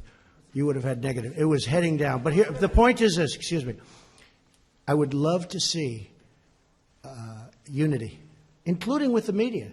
Because I think the media, I'll be honest, I think it's a very divisive thing for our country. And you would be amazed at how smart people are that are reading your stories and seeing your stories and watching. You'd be amazed how perceptive and how smart they are. They get it. And it really does bring disunity. I didn't, excuse me. You are not called on. Go ahead, please. How about Turkey? Thank you, President Trump. Shortly after your victory speech on the historic night of back in November 2016, I asked you to what single factor you most attributed this victory to. You have to speak up. Sure. On the night of your victory, I asked you, right after your speech, to what you would attribute your victory. You pointed up to the ceiling and you said that it was God. Based off of that, how would you say over the last 2 years God plays, what kind of a factor he plays in the day-to-day execution of the office of the president? Well, God plays a big factor in my life, and God plays a factor in the lives of many people that I know very well in this room, like your vice president. God plays a very big role in my life. And one more back to a quick follow-up. Which loss last night surprised you the most, and which of these unsuccessful candidates are you most likely to consider for Nothing a future surprises administration? me in politics. Would you but there were consider some any of losses last night, and there were some victories last night that have been incredible. I mean, there were victories last night that nobody would believe, especially based on the suppression polls. I had a lot of suppression polls. Would you and there were some any victories last night that were very surprising, but I'm not going to pick out special. Would you consider people. any for It's a tough post? enough for those people to have. Would you a consider loss. any for an administration post moving forward as one of the very few of the 3.7% unemployed? What? Would you consider any of the people who lost last night for a post in the administration in the near future? I know a couple of very good ones. Yeah, I would actually. Go ahead, please. Mr. President, I asked you on Monday if there was anything that you regret in your first 2 years. And you said that at times you could have and should have used a, quote, softer tone. Your critics, as you can imagine, your skeptics, they say they're not holding their breath on that happening. Will you indeed have to change your tone if you're to get things passed through Congress after losing the House? And you also said you might extend an olive branch. What would that look like? I would love to have. I'd be very good at a low tone. But when things are done not correctly about you, written about you, said about you, on television, on wherever it is, you have to defend yourself. I would love to do very even tones, much easier than what I have to do. I have to go around, and going around is much easier than facing somebody and being treated fairly. But when you're not treated fairly, you really have no choice. I would love to have a very even, modest, boring tone. I would be very honored by that. But you know what? When you have to fight, all the time fight, because you're being misrepresented by the media, you really can't do that. But not about the media, sir. But sir, real quickly, not about the media, but what about with Congress? Please, go ahead. Mr. President, can you just how you focus on the economic... Where are you from, please? Japan. Okay. Say hello. Say hello to Shinzo. Yes. I'm sure he's happy about tariffs on his cars. Go ahead. That's my question, actually. So how you focus on the trade and economic issue with Japan? Will you ask Japan to do more, or will you change your tone? I really don't understand you. How will you focus on trade and economic issues? Trade with Japan? Yes. Well, we're dealing with Japan right now on trade. Japan has, it's a great country. You have a great prime minister who just had a very successful election. He's a very good friend of mine. He's one of the people I'm closest with. But I tell him all the time that Japan does not treat the United States fairly on trade. They send in millions of cars at a very low tax. They don't take our cars. And if they do, they have a massive tax on the cars.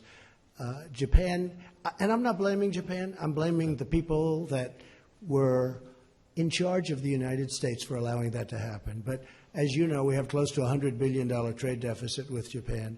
And Japan has treated us very unfairly. But don't feel lonely, because you weren't the only one. How about North Korea? How about North Korea? Thank you, Mr. President. Two international news questions. The first one, Secretary Pompeo's talks about North Korea have been postponed.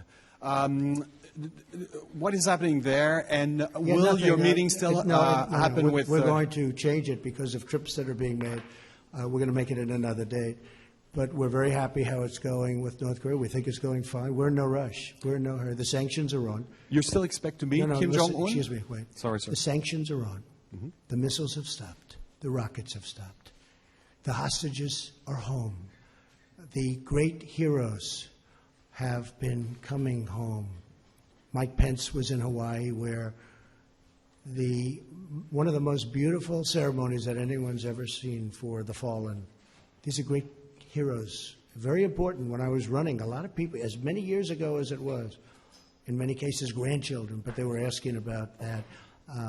They're coming home, and they're being provided to us as we speak. But I'm in no rush. I'm in no rush. The sanctions are on. I read a couple of times, and I've seen a few times where they said, he's done so much. What have I done? I met. Now, I'd love to take the sanctions off, but they have to be responsive, too. It's a two-way street. But we're not in any rush at all. There's no rush whatsoever. You know, before I got here, they were dealing with this for over 70 years. And I guess on a nuclear front for 25 years. That's a long time. I've been there. I probably left Singapore 4 or 5 months ago. And we made more progress in that 4 or 5 months than they've made in 70 years. And nobody else could have done what I've done. But I'll say this very simply. We're in no rush. The sanctions are on, and whenever it is. But that meeting is going to be rescheduled. That meeting, but how about your meeting with Kim Jong-un, sir? Will it happen in the next month? Sometime next year, I would say. Sometime next year? Sometime early next year. And a quick question on the USMCA. Now that it's been concluded, have you repaired your relationship with Prime Minister Trudeau? Yes, I have. We have a very good relationship. Thank you. Thank you very much, Mr. President. We've been talking a lot about division and the division that exists in this country right now. And some of the statistics are disturbing, I think, to just about everyone. Anti-Semitic incidents have increased by 57% since 2016. Hate crimes are on the rise. Why do you think that is, and what will you do about it? It's very sad to see it. I hate to see it. And as you know, I've done more. In fact, if you were with us the last time we met, Prime Minister Netanyahu said that this president has done more for Israel than any other president. Those words, those exact words. Jerusalem, protection, working together, so many different things. But the big thing is Jerusalem. You know, many presidents have said they are going to build the embassy in Jerusalem. Never happened. Making it the capital of Israel. Never happened. Never happened. But it happened with me, and quickly. And not only did it happen, we built the embassy. That would have taken another 15 or 20 years and cost probably billions of dollars. And we did it for a tiny amount of money. It's already done. It's open. Nobody has done more for Israel than Donald Trump. And the nice part is that's not me saying it. That's Prime Minister Netanyahu. But what about Mr. President, what about the divides in this country? Mr. President, what about healing the divides in this country well, and addressing those issues we want to see it healed. And specifically? one of the things I think that can help heal is the success of our country. We are really successful now. We've gone up $11.7 trillion in worth. If you know, China's come down tremendously. China would have superseded us in 2 years as an economic power. Now they're not even close. China got rid of their China 25 because I found it very insulting. I said that to them. I said China 25 is very insulting because China 25 means in 2025 they're going to take over economically the world. I said that's not happening. And we've gone way up. They've gone down. And I don't want them to go down. We'll have a good meeting and we're going to see what we can do. But I have to say this. Billions of dollars will soon be pouring into our treasury from taxes that China is paying for us. And if you speak to Mr. Pillsbury, who probably is the leading authority on China, he was on the other day saying he has never seen anything like it. And you know who else hasn't? China hasn't. And Mr. President, but we're going to try and make a deal with China because I want to have great relationships with President Xi, as I do, and also with China. You're talking about the economic. How do you see your role as a moral leader? Go ahead, Mr. please. President, just Go how ahead, do you please, see your role as a please. moral Go leader? ahead. There's so many people. I'm sorry. As a moral Go leader, ahead. though. I think I am a great moral leader, and I love our country. Go ahead, please. Thank you, sir. You said earlier in this press conference that Democrats had a choice that you would not work with them on legislation if they were investigating you. Do you not have a choice in the matter as well? Don't you have a responsibility? It's inappropriate. No. I think it's very inappropriate. We should get along and get deals done. Now, we can investigate. They look at us. We look at them. It goes on for 2 years. Then at the end of 2 years, nothing's done. Now, what's bad for them is being in the majority, I'm just going to blame them. You understand? I'm going to blame them. They're the majority. Honestly, it makes it much simpler for me. They will be blamed. But I think Nancy Pelosi, and, you know, I put that statement out on social media today about Nancy Pelosi, that if she's short of votes, because, frankly, I think she deserves, and a lot of people thought I was being sarcastic or I was kidding. I wasn't. I think she deserves it. She's been fighting along for it. She's been fighting. I really mean this. There was nothing sarcastic about it, or it was really meant with very good intentions. I think she deserves it. She's fought long and hard. She's a very capable person. And, you know, you have other people shooting at her, trying to take over the speakership. And I said, if it's appropriate, I said, if we can and if we will, if she has a problem, I think I would be able to very easily supply her the necessary votes. That's not said in any way other than I really believe she deserves that position. I also believe that Nancy Pelosi and I can work together and get a lot of things done, along with Mitch and everybody else that we have to work with. I think we'll get a lot done. Mr. President, why can't you? Ahead, Mr. please. President, why Go can't you ahead. do that while subpoenas are coming through? Excuse me? Why can't you work together while there are subpoenas or while there are investigations in process? I think we will. Look, now that the election's over, now everybody is in love. But then I see the hostility of questions in the room. I come in here as a nice person wanting to answer questions, and I have people jumping out of their seats screaming questions at me. No, the election's over, and I am extraordinarily happy. I really am. And by the way, I tell you, if I wasn't, look at what happened in Florida. Look at what happened in Georgia. Look at what happened in so many locations with governorships. Nobody talks about the governorships. Look at the amount of work that was given to these other candidates against my candidate. And, I mean, I'm extraordinarily happy. And if I wasn't, I'd let you know. There's nothing wrong. I mean, look, you look at midterms, and you look at elections generally, you see it's very rare that a party who has the presidency does well. We did unbelievably well. To win Florida, both the Senate and the governorship, against two very talented people, I'll tell you what, we did incredibly. To win Georgia when you had some of the biggest stars in the world campaigning endlessly, including President Obama, I tell you what, this was a great victory for us.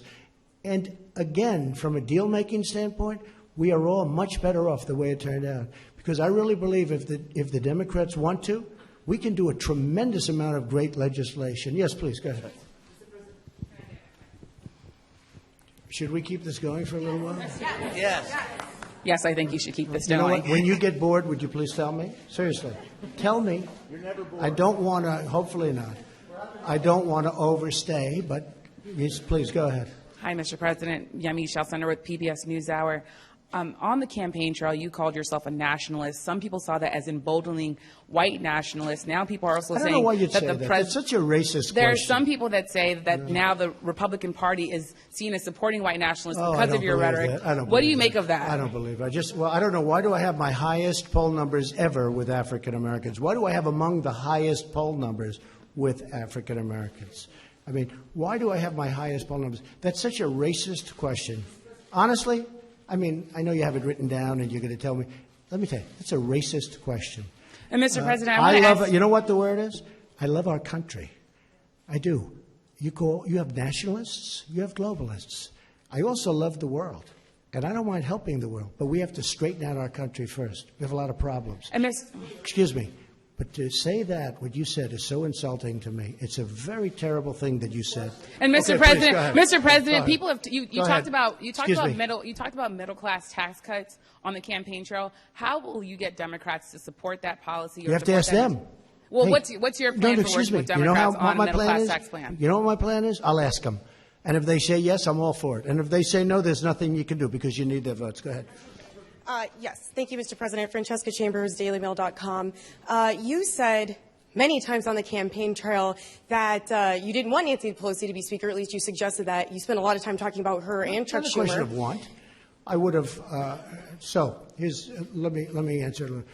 Would I have preferred winning by 2 or 3 or 4? I would almost have to think about that. But certainly, I like to win. And if I win, she's not going to be Speaker. What did she say to you, though, yesterday that made We had a you great give her conversation. support? Honestly, we had a very warm conversation. You know, she loves this country. And she's a very smart woman. She's done a very good job. She was really, I mean, she's had a very... Did she promise that they wouldn't seek to impeach you? She's had a very, we didn't talk about impeaching.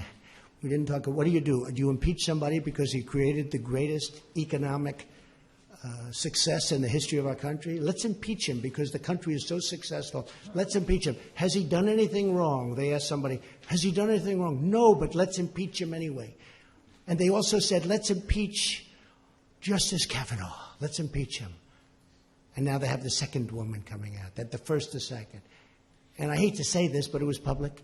And after him, we're going to impeach the vice president. We're going to impeach Mike Pence. Mike Pence doesn't get impeached for anything. So let's impeach the president, and then we'll impeach the vice president. These people are sick. And you know what? They have to get their bearing. Really, they have to get their bearing. And when you ask about division, they're the ones that cause the division. They cause tremendous division. Okay, regarding all the retirements in the House, Mr. President, very quickly, you suggested that... Who is retiring? You said that many of the retirements that happened in the House made it very difficult... Many retirements, yeah. That made it very difficult for you in this election cycle, and that it was because they were chairmanships that were vacated. But Jeff Flake wasn't a chairman of a committee, and Paul Ryan also retired the cycle. So why do you think that is? Whose fault is it that there were so many retirements? In Jeff Flake's case, it's me. Pure and simple. I retired him. I'm very proud of it. I did the country a great service. Go ahead. Give him that. Give him that. He is retired. I'd like to call it another word, but we're going to treat him with great respect. Go ahead. Thank you, Mr. President. Jeff Flake, that's another beauty. Go ahead. 2 questions, please. No, one. Well, Too many people. all right. Sorry. All right. You seem to enjoy this venue very much. Are you going to make the standard press conference a staple of the remaining 2 years, or will you have more briefings with Sarah Sanders? You know, when I don't do I think Sarah's fantastic. Where is Sarah? Where is Sarah? Sarah's so great. I think, Sarah, you've represented me so well and been abused. She's been horribly treated by a lot of people. So she's going to stay on as press secretary. But it's very interesting because Sarah we were talking about it the other day. So I had a period where I figured, you know what I'll do? I won't do any real interviews. And then they started saying, why isn't he doing what? You know, they're all coming up with all kinds. Then over the last couple of months, I decided I'll do a lot. We'll stop at the helicopter. We'll do this. We'll do a lot of. And then they say, why is he doing so many press conferences? What's wrong? What? So when I don't do them, you say, what's wrong? When I do them, you say, what's wrong? And when I go in the middle, you say, what's wrong? But in the middle, you know that, John. Right? Yeah, sort of right. Okay, good. No, you did. Excuse me. Well, you complained about access when I purposely just stayed away from the press for a while because I wanted to see how it worked. And can I be honest with you? It didn't work well. Mr. President, I didn't It didn't finish work the well. question. So Sarah will stay on as press secretary. Okay, please, go ahead.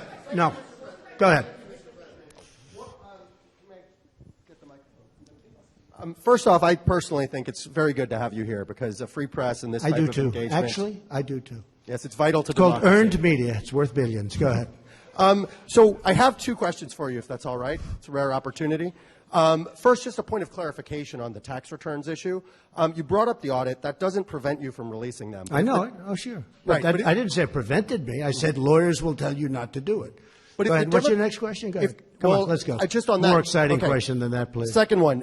Michael Cohen recently said you called black voters stupid. That's false. Omarosa has accused you of using the N-word, and the That's false. rapper Little John has said you called him Uncle Tom. What's your response? I don't know who Little John is. I really was on don't. The Apprentice. I don't know. Oh, he was? Okay. Yeah. Oh, I see. Have you ever I made don't know. racist remarks? No, I would never do that, and I don't use racist remarks. And you know what? If I did, you would have known about it. I've been hearing there are tapes for years and years. There are tapes. Number one, I never worried about it because I never did. I never used racist remarks. I've never used racist remarks. Okay. Well, one point of fact. Go ahead. One point of fact, because you told her you have Quiet, the highest quiet, approval among quiet, African quiet. Go Americans. ahead. It's just 8%, sir, single digits. See, when you talk about division, it's people like this that cause division. Great division. No, point of fact is that I never used a racist remark. That's the point of fact. Who are you from? Yahoo? No, good. I hope they're doing well. MTV Lebanon, Ellen Dorger. So first question. Where are you from? MTV Lebanon. Lebanon. Lebanon. Good. Yes. Thank you, Mr. President. We're so happy to be here as well, have this opportunity. President Erdogan said he's not going to follow your sanctions and he's going to keep buying oil from... Who said that? President Erdogan. Turkey. I know. And you're going to meet him soon. Just can't understand his... Okay. You're going to meet him soon. You're going to have this talk. And some countries are going to take the same steps that President Erdogan is doing. So let me just tell you about the oil, okay? So we imposed, just recently, the strongest sanctions in the history of our country, just about. Well, I guess North Korea's there too. But I gave some countries a break on the oil. I did it a little bit because they really asked for some help. But I really did it because I don't want to drive oil prices up to $100 a barrel or $150 a barrel, because I'm driving them down. If you look at oil prices, they've come down very substantially over the last couple of months. That's because of me, because you have a monopoly called OPEC. And I don't like that monopoly. I don't like it. And oil prices are coming down. So rather than deciding to be as tough as I am on most of the sanctions, what I've done is I said, we're not going to do it that way. We're going to let some of the oil go out to these countries that really do need it, because I don't want to drive the oil prices up to $100 or $150 a barrel, which could happen very easily. It's a very fragile market, very, very fragile. I know it very well, and it's the absolute right decision. And they'll get tougher as time goes by, maybe.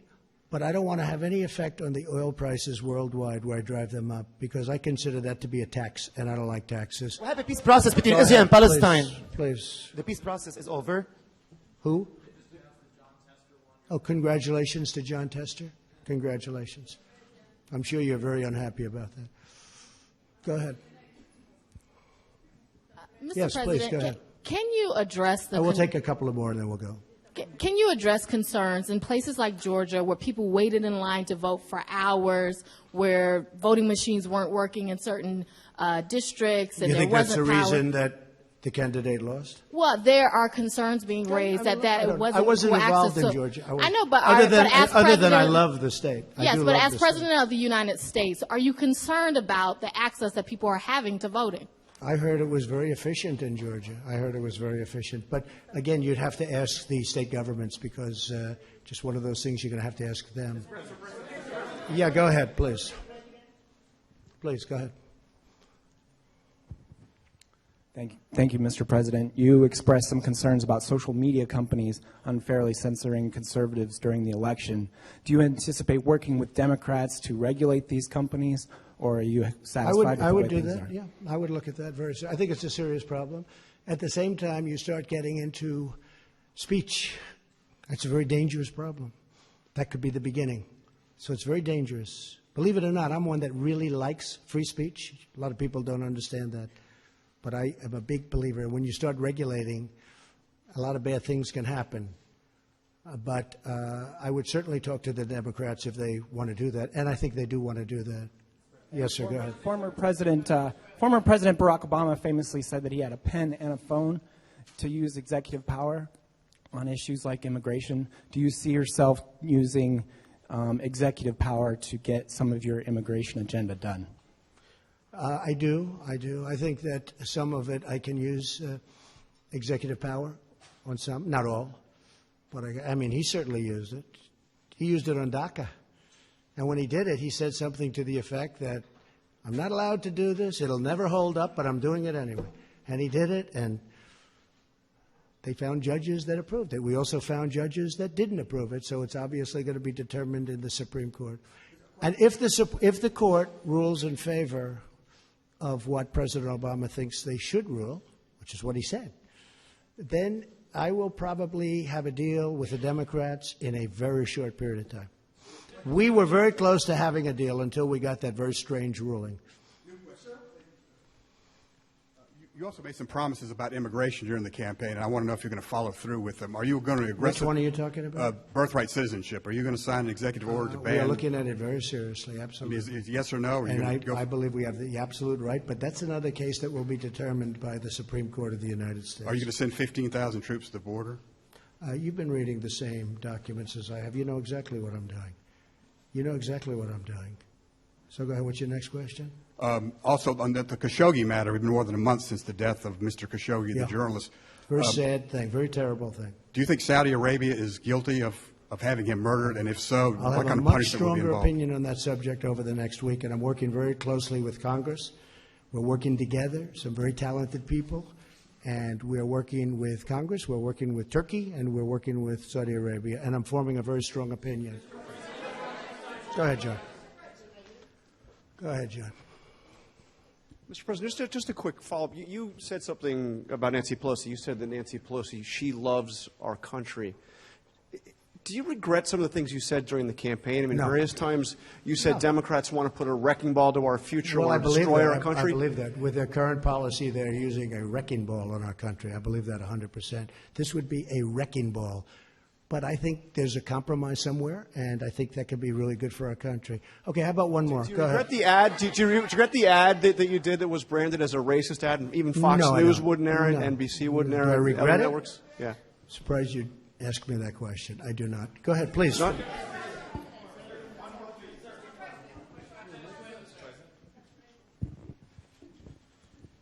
Thank you, sir. And I think we'd all love to have more of these if you're willing. In 2017, shortly after you took office, your Homeland Security Department shuttered a program to counter homegrown right-wing extremism, white supremacism, and related terrorist groups, domestic terrorist groups, and redirected that funding towards fighting Islamic terrorism. Do you believe that white supremacist terrorists, right-wing terrorists, these homegrown terrorists on that side of the spectrum are a problem, sir? And what is your administration going to do about it? I do believe that's a problem. I believe all hate is a problem, but I do believe that is a problem. What are you going and to it's do a about it, problem sir? we want to solve. Okay. What are you Go going ahead. to do about it, Go sir? Sir, what are you going to do about it? Go ahead. You cut off the funding. Mr. President, you've No, said... we have given funding for that, a lot of funding, but I do believe it's a problem. And can I tell you what? It's a problem that I don't like even a little bit. Go ahead. Aixa Diaz with Hearst Television. You've said, pretend I'm on the ballot yesterday. You called it a referendum on your presidency.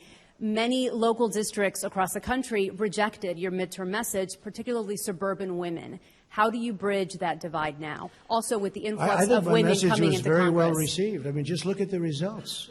Midterm elections are disasters for sitting presidents and administrations. This has been a very successful, and look, you can write it any way you want, and if you disagree with me, this has been an incredibly successful one. You look at the races. How about Ohio? I didn't even mention. I mentioned Florida.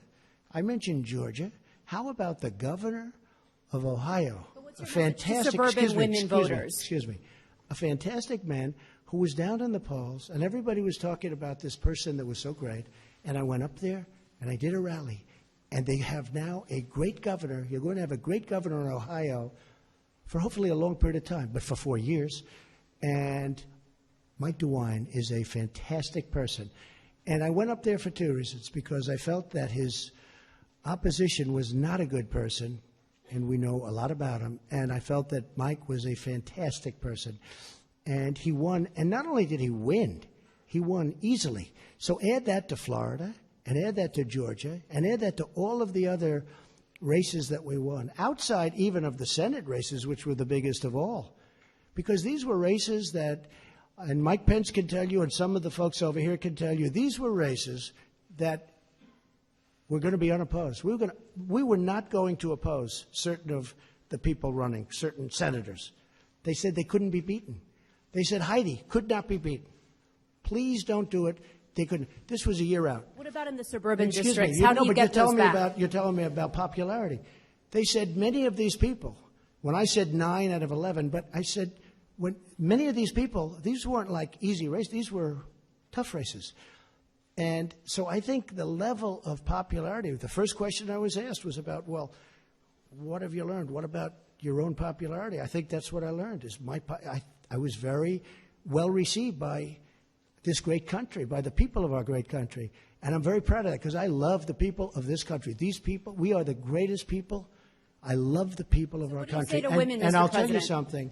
When you look at the races that we won in Florida, which we weren't expected to win, and Georgia, which we weren't expected to win, and Ohio, which we weren't expected to win, and one, I mean, you look at some of them, the number of votes that we got is incredible. So I'm really happy with not only the way it came out, but the response to me as your president. And as your president, I've made our country safe. I've rebuilt, and I'm in the process of rebuilding our military, and the jobs are here, every one of them built here. We're going to have the strongest, very shortly, we're going to have the strongest military our country has ever had. I've done more for the vets than any president has done, certainly in many, many decades, with choice and with other things, as you know, with other things. But our vets are doing better than they've ever done. But if you look at choice alone, I mean, just take a look at what we've done with choice. But the people of our country are very happy with the job that I'm doing. And, you know, one of the things that they want so much is security. They want security, both at the border. They want it with our military. They want it with law enforcement. They want it with ICE. You know, we've taken out thousands of MS-13 gang members, thousands out of our, it's hard to believe, thousands out of our country. Women of our country who are incredible people, they want security, they want safety, they want financial security also. We've done that. But they want physical security. And we've taken out thousands of people that shouldn't be in this country. But we have to get strong immigration laws so they don't come in. We want laws where they don't come in, where we don't have to take them out per se. And again, I'm very honored to be with all of you. It was a great day yesterday. It was a great evening. I think we had a tremendous success, and hopefully the tone can get better. Hopefully the tone can get a lot better. And I really believe it begins with the media. We used to call it the press. Does it But begin with you, Mr. President? I really believe it begins with the media. If you would cover, and there was a very interesting story written in a very good paper recently that talked about the fact that it isn't good what the media is doing, and that I do have the right to fight back because I'm treated very unfairly. So I do fight back, and I'm fighting back not for me. I'm fighting back for the people of this country. Thank you all very much. Thank you.